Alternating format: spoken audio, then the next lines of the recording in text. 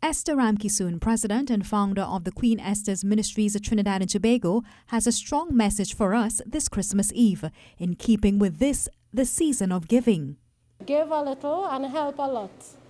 Every child or every family that passed through here today have critical and dire need. Not one family that came through here today didn't have a genuine need. And sometimes that person in need could be your neighbor, it could be your friend, and for children it could even be a classmate. So be a little more sensitive to the needs of others and give them a little bit. It will go a long way to making an impactful difference in their life.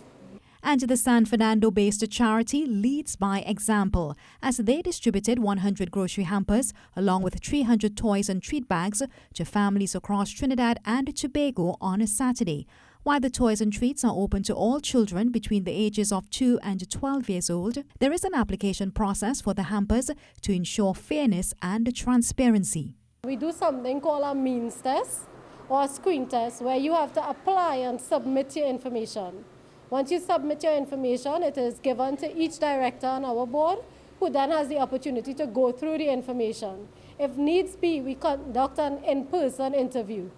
Once you are qualified based on the criteria that we have set, which I wouldn't share because I don't want people to try to rig it, once you qualify, you are enlisted for the hamper drive. Ms. Ramkisoon reflects on the charitable entity's early beginnings and its progress. So when we just started Queen Esther's Ministries Trinidad and Tobago, we did 10 hampers for the very first drive.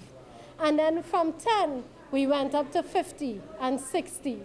This year, for the first time ever, Queen Esther's Ministries is able to do 100 hampers fully stocked at a retail cost of at least $500 per hamper.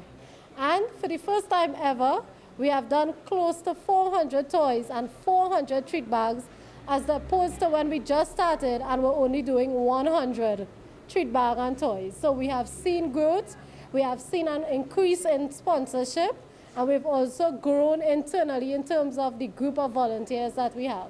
The registered non-profit organization's fourth annual initiative is enabled by the support of sponsors, volunteers and partnerships both locally and internationally, though this year Ms. Ramkisoon admitted that gathering donations was particularly challenging.